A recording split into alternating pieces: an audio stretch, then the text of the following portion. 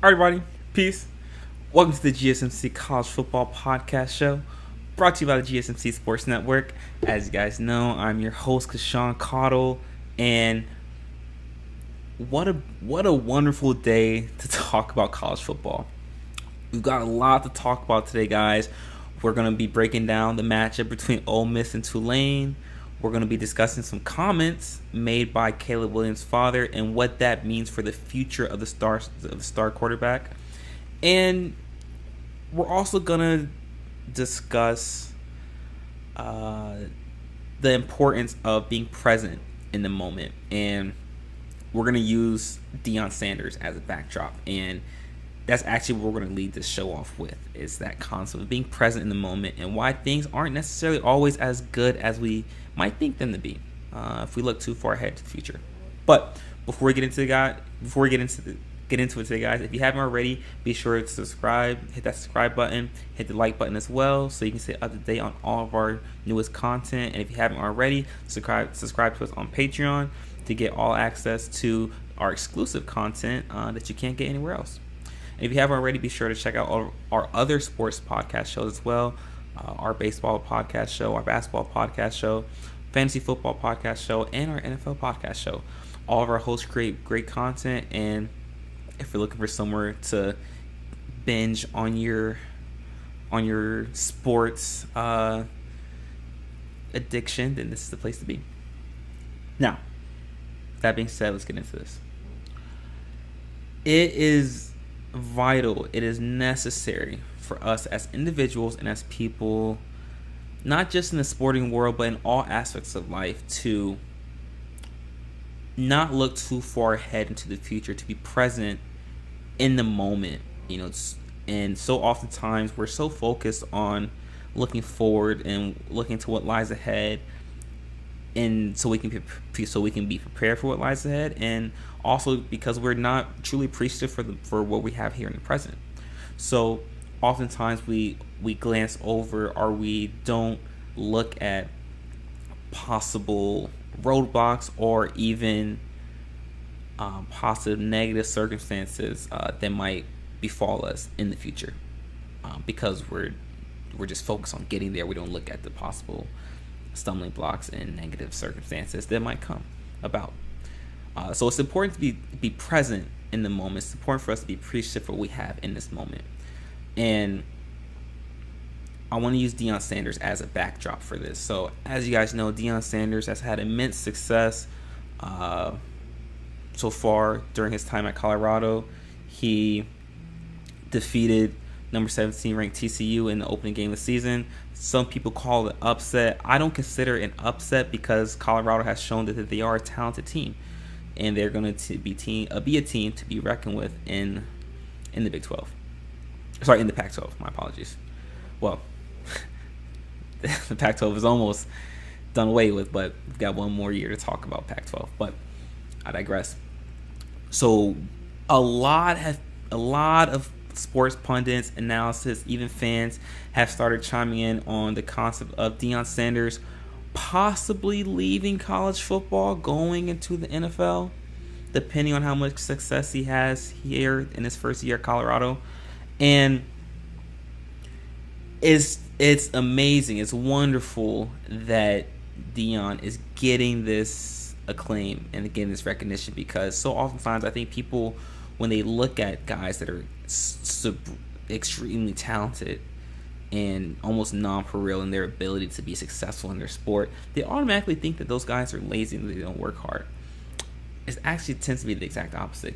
These guys have extreme work ethic, and they're diligent and detailed and in every aspect of their lives. Very rarely can you be successful and hardworking in your sport, in your athletic career, and not have that translate to your personal life. They are one and the same. They're symbiotic. They're connected. If you don't work hard in life, in your personal life, then there's no way that you'll work hard in your sport. It doesn't happen. There's no way that's possible. And so Deion has shown that Deion is successful and talented because he works hard in every aspect. So it translates to coaching, to playing, to his personal life. Everything is tied together through that work ethic. And people are starting to say, well, let's see if Deion might have success in the NFL. What would that look like? And we need to be careful. We need to be careful about moving too far ahead into the future and not being present and not being aware of where we are right now. Because what can happen is we can start to, one, take for granted, and two, doubt the success and doubt the accomplishments that people are having, i.e. Deion Sanders. And we don't want to get to that point. We don't want to get to the point where we're taking for granted his success and what he's doing here by looking at him possibly going towards the NFL. And with that being said, I want to segue it to the next point I want to make, that there is a clear and distinct difference between, as a coach, how you coach young men in college, young women as well in college, and professionals, grown men, grown women in their sport. So let's stick with football right here. So there's a difference between coaching young men in college football and grown men in the NFL. And yes, I know I didn't play collegiate football, but I played collegiate basketball and I played professional basketball. So I know what it's like to be in both sort of realms, to be in the realm of college and at the professional level. And I will say this from personal experience: there is much more weight, there is much more vested interest, there's more gravitas for what a coach says in college than at the professional level in terms of motivation and having you as a player buy into the system. So I say that, and I gave you this example right here. As a college player, I looked at times to my head coach to, one, either make adjustments, make adjustments in game, or give speeches to motivate us, to motivate myself, and looked to him to establish culture. That looked to the head coach to right the wrongs, almost as looking at our head coach as our leader, because he's the one that establishes culture in the program. So whenever your players and the group that you're coaching is younger, however much younger it is, establishing culture is that much more important. That's why we always stress about establishing culture at the collegiate level, because establishing culture at the collegiate level is different from establishing culture at the professional level. It's not as much pressure is on the coach to establish culture, because I don't want to say it's not as important, but there's other variables that come into factor at the professional level. So with Deion Sanders here in Colorado, what he has shown, he has a phenomenal ability to inspire players through his words, through how he carries himself, through his culture, and through the accountability and the standards he sets for the program. And players buy into that. They look at Deion Sanders in awe and in esteem, and they put him on a pedestal because you grew up hearing about how great Deion Sanders is and how he's the greatest cornerback of all time, one of the greatest athletes of all time. He was an all-state high school basketball player. He played in the MLB. He played in the NFL. These almost absurd accomplishments, they mythologize Deion Sanders, and it's almost like he's not a real person. And so when you're younger as an athlete, you look at Deion Sanders and you see him as your head coach and you say, wow, I want to get there. I want to get where he's at. I want to get where he was. And so that part inspires you to want to get there. And that plays into why Deion is so successful. That sort of esteem that he has. And granted, he has many other factors that attribute to his success, i.e. like his accountability, establishment culture, and how he carries himself in his program. Yes. However, at the professional level, that esteem, that allure, that pristine essence is not as important, it's not as prominent in the eyes of the athlete. So for me, as a professional player, I've had great coaches. I've had great coaches, and I've had terrible coaches as a professional athlete. But the one consistent consistent trait throughout the course of my career so far is that I don't put as much pressure on the head coach for us to be successful as I do on myself now, because I know I've gotten to this point as a professional athlete. I have an idea of what it takes for us as a team to be successful. I know what I need to do to get there, and I no longer need any more external motivation to help me be successful or to help me get to another level. I have achieved, and this is spectrum based, obviously, because there's some days where it's easier than not, but I have achieved an ability to be internally motivated and not have to rely on a coaching staff or a head coach to help make me more motivated to get me ready for a game. And so within that aspect, as a professional athlete, the players will see Deion Sanders and say, well, listen, I'm already here. I know what I need to do. I work hard. I know where I'm at. That motivation by looking at Deion and saying, man, I want to get there, I want to get where he's at, is no longer there because you're already there. You're already at the professional level. And so that ability to inspire now leaves. And not to say Deion wouldn't be successful. If you ask me personally, I do think Deion would be successful at the professional level if he's given the opportunity to not only be a head coach but also a GM, so having full control. But that mindset, that thought process is distinctively polar and different between a professional athlete and a collegiate athlete. You no longer, as a professional athlete, you no longer look to the head coach for inspiration to inspire you, because you're already doing it yourself, or at least you should be. Great professional athletes should. But what happens is when you have great coaches at the professional level, they still find ways to cultivate relationships even with professional athletes. And the second biggest factor with this is that finances, money plays a factor in it. So as a professional athlete, I'm playing to provide for my family. I'm playing because I get paid at the end of the month. I know when I get that check, win or lose, I'm getting paid. And you guys brought me in here on contract. I'm already under contract, so I'm going to play. So I have a little bit more stability. I know I'm going to get paid. And so because I know I'm playing financially, not necessarily to build a program, to build a culture, or to win, this is my livelihood. This is my job now. I'm doing this to provide for my family. My priorities have shifted now. Now, as a collegiate athlete, you say now that, okay, I'm playing to help improve the program. I'm playing to become a better man. Now, I'm not saying as a professional you're not trying to become a better man every day, because you are, but there's more pressure to really cultivate that improvement, that self-improvement as a man, because you're younger. And so as a collegiate athlete, you say, okay, I'm playing for my program. I'm trying to improve the program. I'm trying to improve myself as an athlete, as an individual. And I'm under scholarship, but my scholarship might be gone next year if I don't perform well. My scholarship might be gone if I don't perform well throughout the course of the season, or my spot might be gone. I might lose my roster spot. I might get demoted to second string if I don't play well in this game. That's not necessarily, that pressure causes you as a player to, and almost on a subconscious level, be more subservient to your head coach, because you know he controls that. But as a professional athlete, I tell myself, listen, the general manager pays me. I get paid. The coach doesn't necessarily pay me, so I'm fine. I'm getting paid, so I'm good.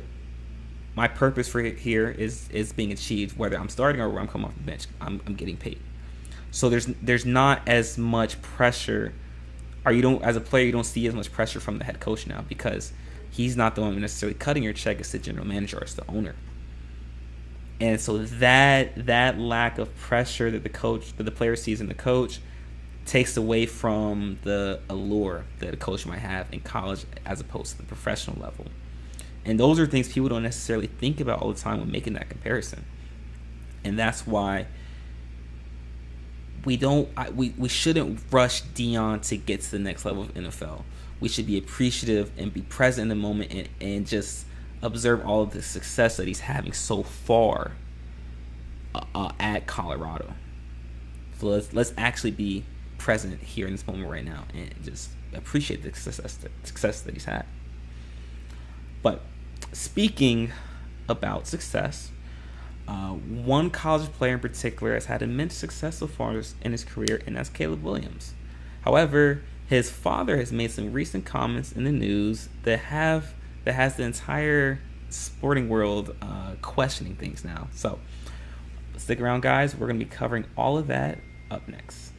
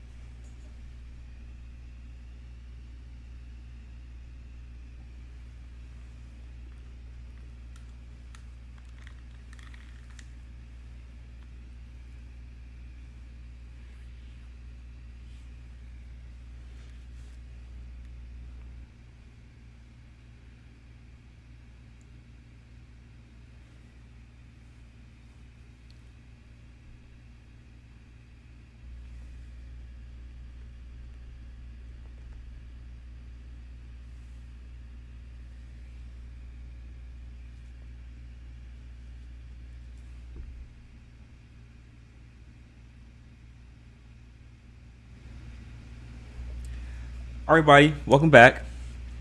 If you missed our first segment, we talked about the importance of being present in the moment and why we shouldn't rush Deion Sanders' progression into the NFL, allowing him just to be present in the moment right here and observing his success here at Colorado.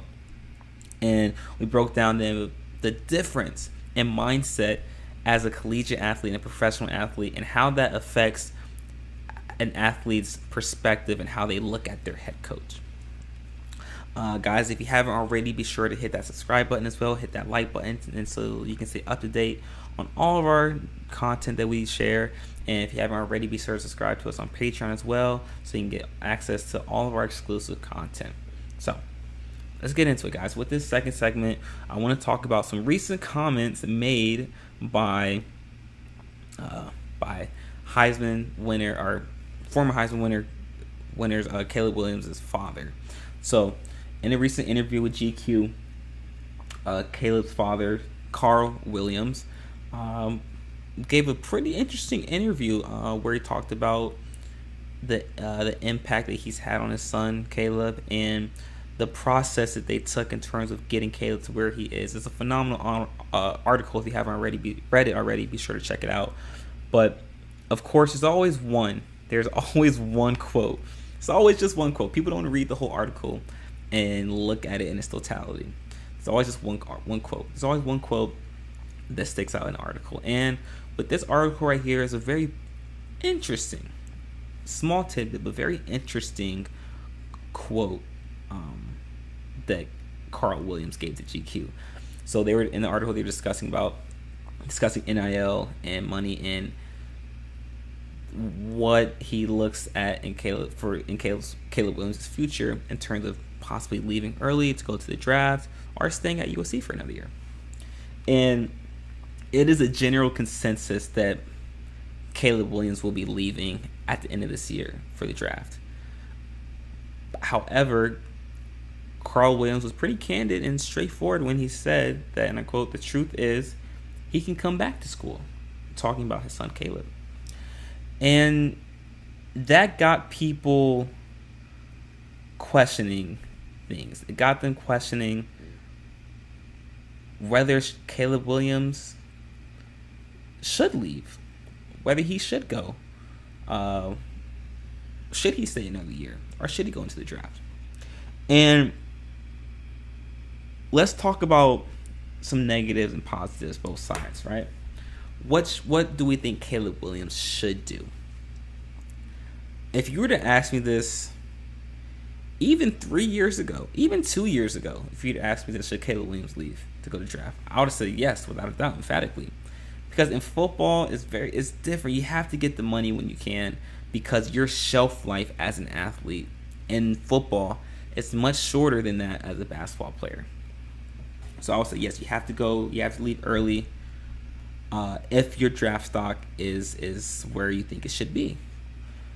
However, with the NIL deals and with the state that college football is in terms of finances and being able to compensate their players, it's much easier for a high-profile college athlete to stay in college because he's being compensated. And I just want to use this example real quick. I know we're going to segue sports, but the example still remains the same.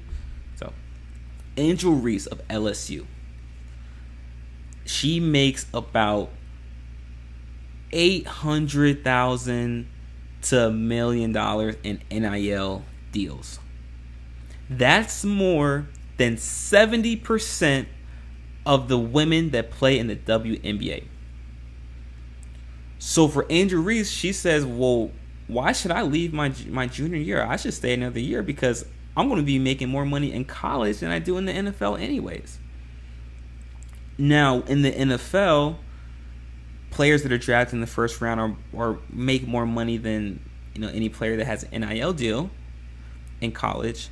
However, there's less of an incentive now for college football players to leave early because they're no longer, quote-unquote, chasing a bag. They're no longer, quote-unquote, chasing the money.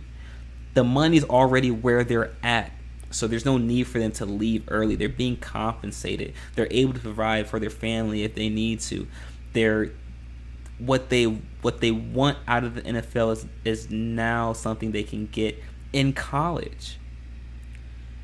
And when we look at the comments made by Carl Williams, we have to look at it from that lens and say, what purpose would Caleb Williams have to leave after this season? Do you want to leave early and possibly get drafted by an Arizona franchise that is poorly ran and was just recently voted by the players in the NFL as the worst franchise and least accommodating franchise to its players? Do you want to have the possibility of going to an organization like that? Or do you want to play another season in USC, get paid, possibly play for a national championship, cement your legacy as possibly the greatest college football player of all time, depending on what he can do this year? When you start looking at variables like this, it starts to really make you question what you should do as a college athlete. And the first thing most people would say is that, well, you run the risk of getting injured. You might get hurt if you play another season in college. That may be true, but you run the same risk when you're in the NFL as well. And now people say, well, yes, we have insurance and you're under contract. Yes. But then I go back and say, the money you are making in with the NIL, if you're a high profile player like Caleb Williams, is subsidiary. It's fine. You're not worried about the risk of injury. Is not as important now because you're getting paid already. That issue of running the risk of getting injured by staying another season in college was solely brought out because you weren't getting paid. But now that you're getting paid through NIL deals, that worry, that doubt of staying another year is now thrown out the window. Players now are much more inept and much more agreeable towards playing another season because they're getting paid. And so that's what we have to understand when looking at moments like this, where there's a Caleb Williams who is going to be the number one pick if he leaves this season. Is it worth it? Do you want to go to a bad franchise in Arizona that also has a weak offensive line, where you might run the risk of getting hurt again, i.e. Kyler Murray? Do you want to do that? Or do you want to stay at USC and play for a national title? And possibly and run the possibility of getting drafted by a better franchise than Arizona, though the team you get drafted to either way will have a poor record and poor talent, but in terms of its accommodation towards players and how they treat their players and where the franchise is at in terms of the front office, it'll be a better situation than Arizona. So do you want to play those odds? So I see nothing wrong if Caleb Williams decides to stay another season, because it's financially viable now. There's a financial incentive to it. Listen, I don't know what Caleb Williams' NIL structure is right now, but it wouldn't surprise me if it's over $2.5 million. It would not surprise me. And you start to hear things like that, you say, well, I mean, it's a lot easier to stay now. So when we look at it from that perspective, that's how we have to view it, and that's what we have to understand when looking at college football now. Now, if we talk about should NILs be regulated, should there be a structure, should it move away from the free market system that it is now, that's another topic for another day. I don't want to go too deep into that rabbit hole of the NIL. I just want to keep it right here with Caleb Williams. There is nothing wrong with Caleb Williams wanting to stay another season because it's now financially viable. And we have to look at it from the player's perspective. I know it's hard because some people haven't played, so it's hard to look at it from that perspective. But as an athlete, as a professional athlete, if you would have told me that it is if you would have told me that I can stay all 4 years, and get paid handsomely and get paid what I'm worth, as opposed to having to leave early to the pros, then I'll stay. I would be inept to stay another year to cement my legacy to win at the national championship.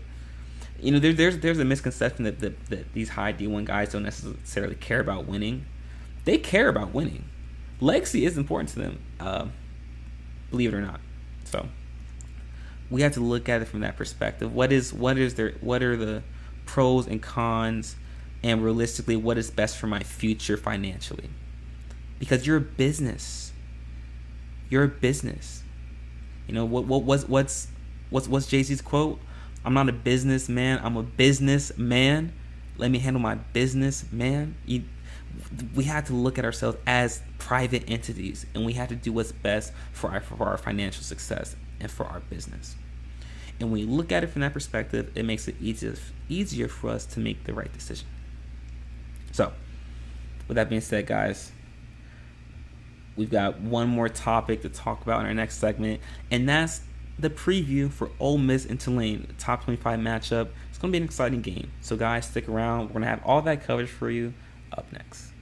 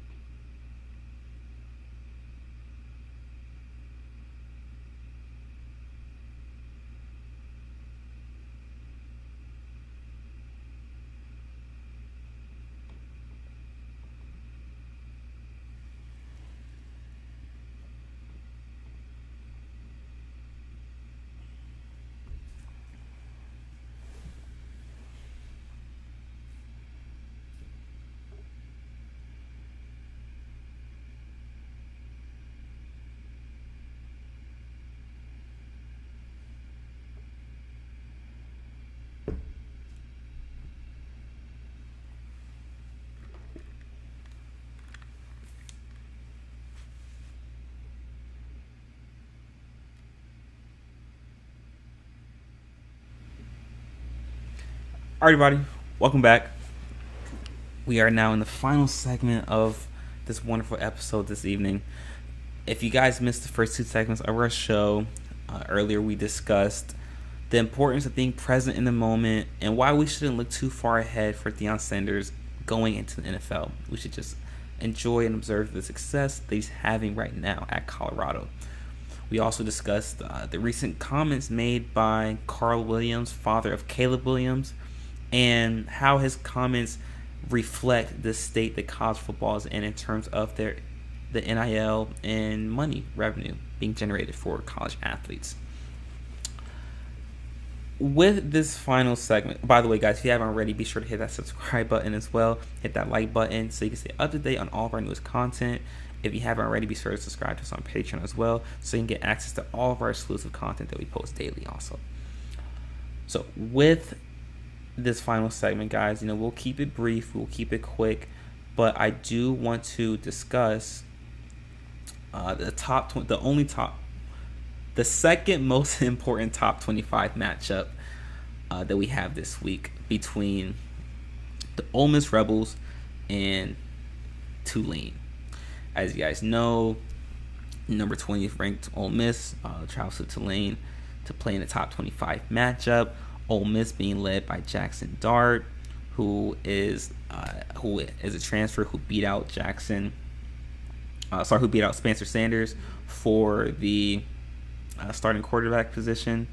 This is an Ole Miss team that offensively averaged over 30 points per game last year, and this past week against Mercer defeated them 73-7.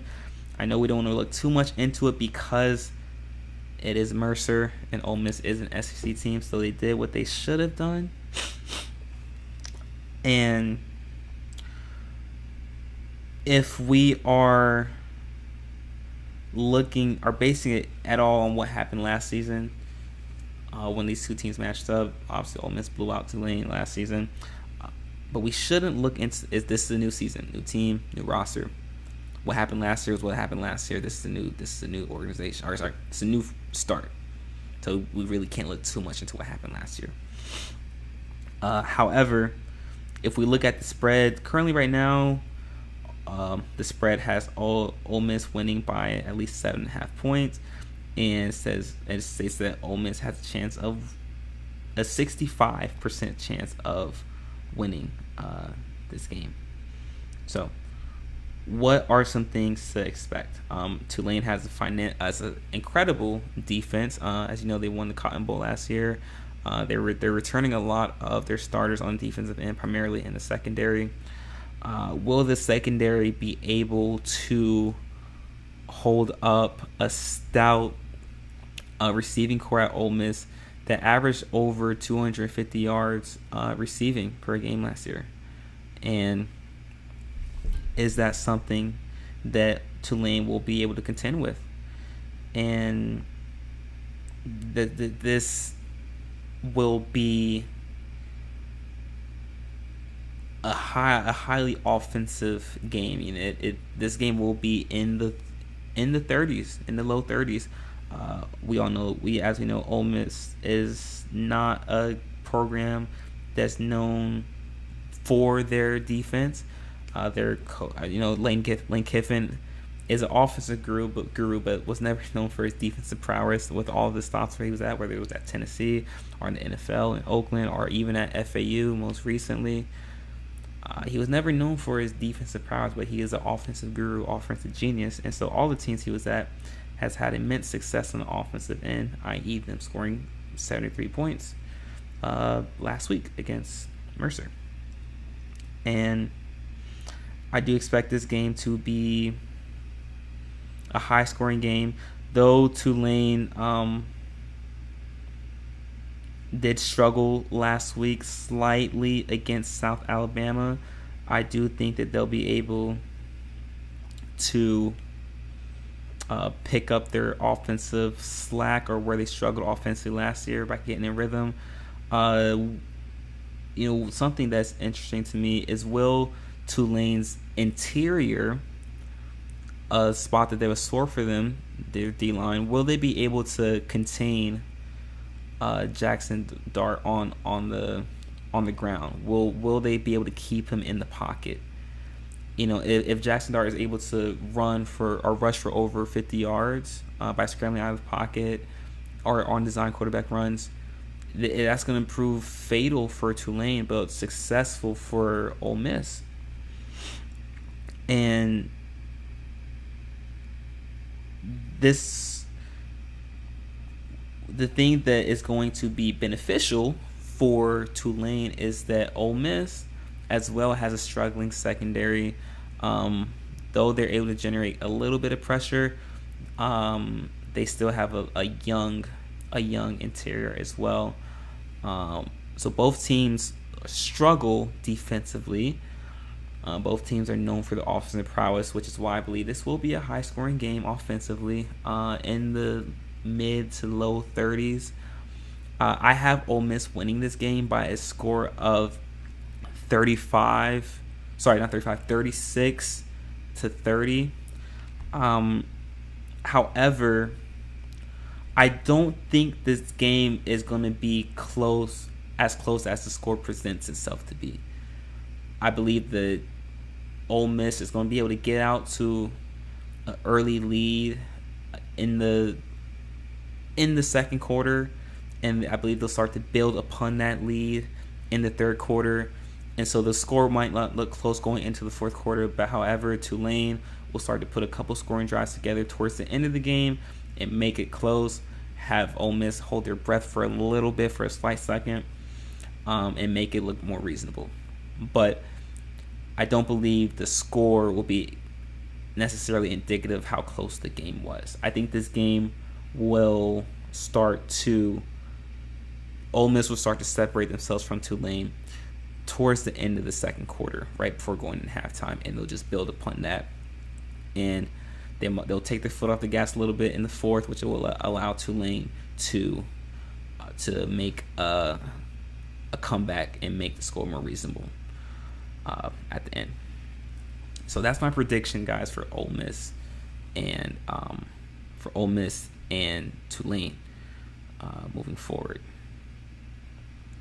But let me know what you guys think. Let me know in the comment section. Who do you guys think will win this matchup? Will Tulane be able to shock Ole Miss in the SEC? The SEC is getting a lot of hate as usual, but it's okay. When you're at the top, when you're the king, you're going to get a lot of flack. You're going to get a lot of ridicule from the public. It comes to the territory. So it's okay. SEC will reign supreme. A little bias might be being Roll Tide in Alabama, but it's okay. Let me know what you guys think in the comment section. Like I said, I have Ole Miss winning this game by a score of 36 to 30. But guys, that is it for our show today. Thank you so much for tuning in. Be sure to hit that subscribe button, hit that like button as well if you haven't already, and be sure to tune into our other podcast shows as well. Our baseball podcast, our fantasy football podcast, our basketball podcast, and our NFL podcast as well. We have a lot of great hosts on this network that provide great content, and I highly recommend listening to them to stay up to date on all the sports, all sports, no matter what your interests are. So, guys, we'll be back again we'll be back again tomorrow at the same time. And until then, continue to stay safe, be vigilant, make smart decisions, and until next time, guys, peace.